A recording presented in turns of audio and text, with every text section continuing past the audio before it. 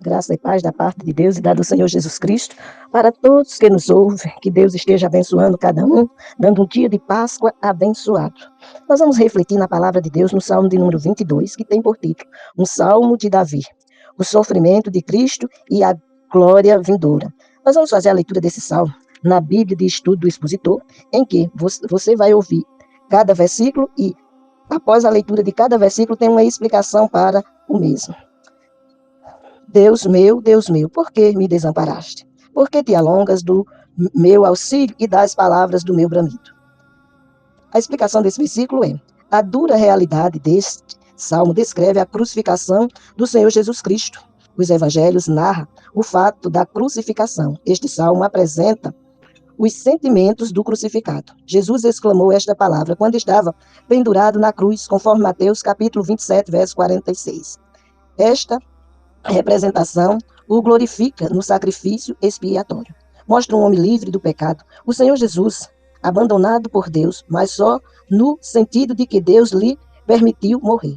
Tal fato é único na história e nunca terá que se repetir. Este homem livre do pecado, Deus mesmo manifestado em carne, converteu-se em sacrifício expiatório, com efeito, a pena pelo pecado, que neste caso era a morte física, conforme 2 Coríntios, capítulo 5, verso 21. Por isso, ele foi ferido com a espada da ira divina, conforme Zacarias, capítulo 13, verso 7. Naquele julgamento, Deus tratou definitivamente com o pecado ao tratá-lo na pessoa de seu amado Filho. Mostrou sua ira contra o pecado e seu amor pelo pecador. Assim ele se justificou e, além disso, redimiu o homem. Deus se revelou no Calvário como em nenhum outro lugar ou modo. Em que terror profundo a alma livre de pecado de Jesus se afundou sob a ira de Deus, como oferta pelo pecado insondável aos homens e anjos. Portanto, é impossível explicar e descrever os sofrimentos que verdadeiramente Jesus experimentou. No verso 2 nós temos: Deus meu, eu clamo de dia e tu não me ouves, de noite e não há para mim sossego.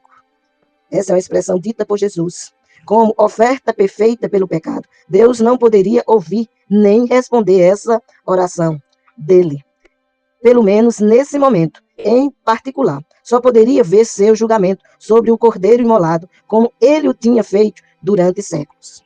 No verso 3 nós temos: porém tu és santo, tu que habitas entre os louvores de Israel. A declaração que mais se aproxima nas escrituras é: Deus habita nos louvores de seu povo. Você tem louvado a Deus?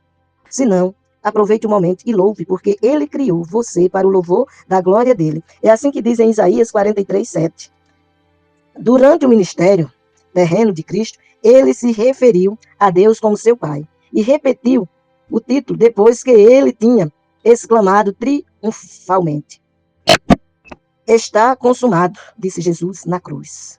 Mas, ao sofrer a ira de Deus como oferta pelo pecado, Jesus se dirigiu ao Pai como Deus, porque Deus é tão santo, ele não podia nem olhar para este sacrifício expiatório, muito menos ouvir e responder à oração, pelo menos quando Jesus levava sobre si a pena do nosso pecado na cruz, conforme Marcos capítulo 15, verso 33 a 34. No verso 4 do Salmo 22 temos: em ti confiaram nossos pais, confiaram e tu os livraste.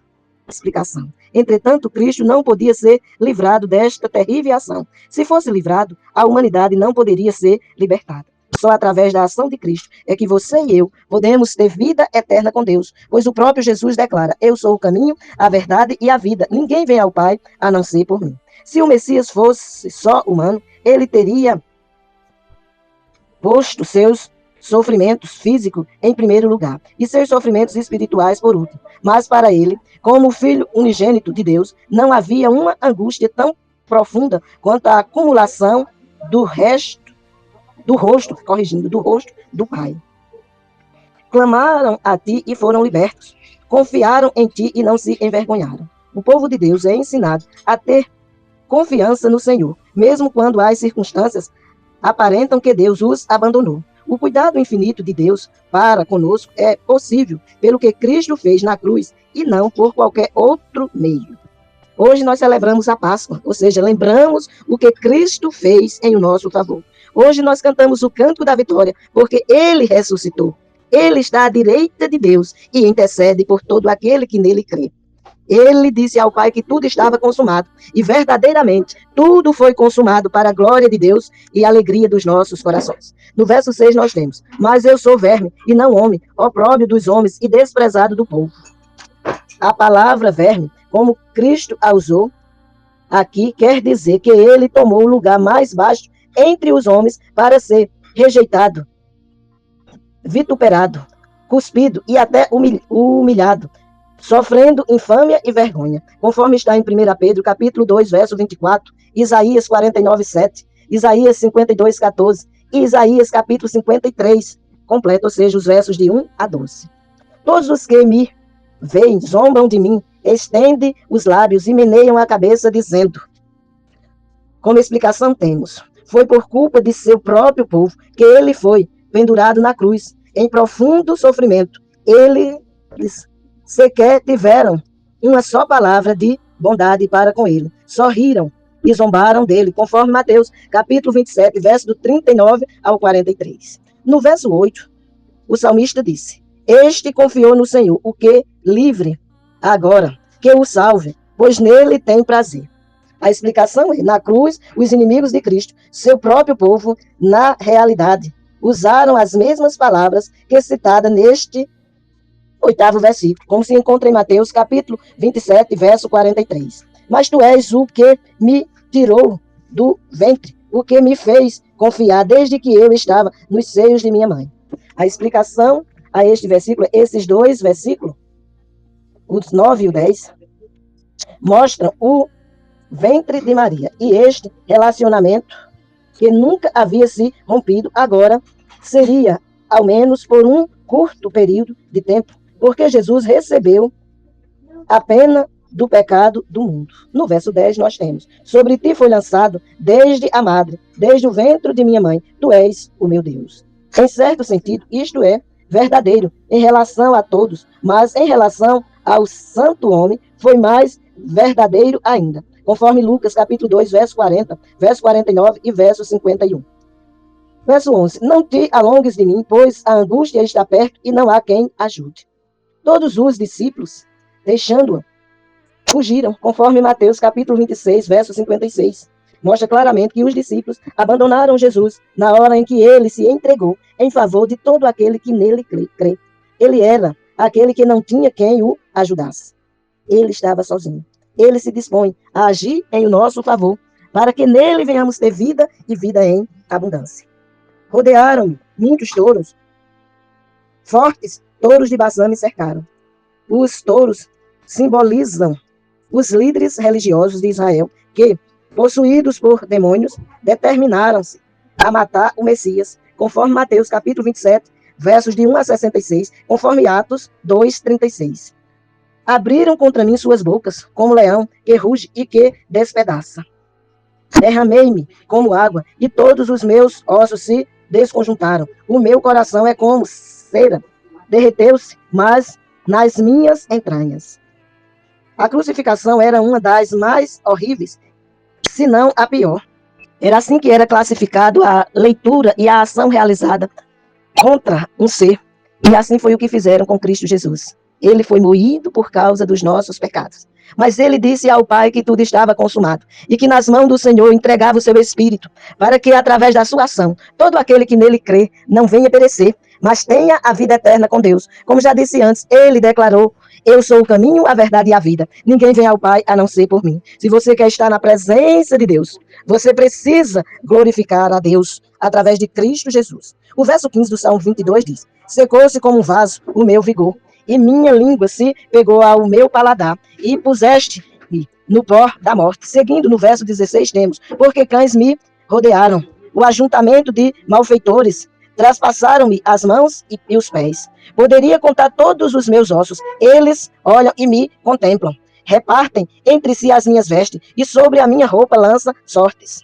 Mas tu, Senhor, não te alongues de mim. Força minha, apressa-te em meu socorro. Livra da espada a minha alma, minha única e predileta, da força do cão. Salva-me da boca do leão. Ouviste-me das fontes dos bois selvagens. Então declararei o teu nome aos meus irmãos e louvar-te-ei no meio da congregação. Vós que temeis ao Senhor, louvai-o. Todos vós, descendência de Jacó, glorificai-o e temei. Todos vós, descendência de Israel, porque ele não desprezou nem abandonou a aflição do aflito, nem dele escondeu o seu rosto. Mas quando ele clamou a ele, ele o ouviu. De ti será o meu louvor na grande congregação. Os meus votos pagarei diante dos que o temem. Comeram os mansos e serão saciados. Louvarão ao Senhor os que o buscam. Viverá o vosso coração para sempre. Todos os limites da terra se lembrarão e se converterão ao Senhor, e todas as famílias das nações se humilharão, adorando perante a tua face. Porque do Senhor é o reino, e ele domina entre as nações. Comerão e adorarão todos os poderosos da terra. Prostrar-se-ão perante ele todos os que descem ao pó, e nenhum poderá conservar viva a sua própria alma. A posteridade o servirá, irá declarar o Senhor a cada geração. Virão e anunciarão a sua justiça ao povo que nascer, porquanto ele o fez. É assim que declara todo o Salmo 22. E é neste Salmo que nós podemos ver a ação gloriosa de Deus através do que Cristo Jesus fez em nosso favor. Que Deus aplique esta palavra no teu coração, que você exalte e glorifique aquele que era, que é e que há de vir, não apenas hoje, no domingo de Páscoa, mas que isto aconteça na tua vida, em todos os dias da tua existência, e que você possa ouvir naquele dia o Senhor dizer: vinde bendito de meu Pai, recebei por herança o que vos tenho preparado antes da fundação do mundo. Que Deus te abençoe, que Deus te guarde, que Deus seja contigo e com toda a tua família, seja com você aonde você colocar a planta do seu pé, porque o Senhor te criou para o louvor da glória dele. Que Deus te abençoe, em Cristo Jesus o Senhor. Amém.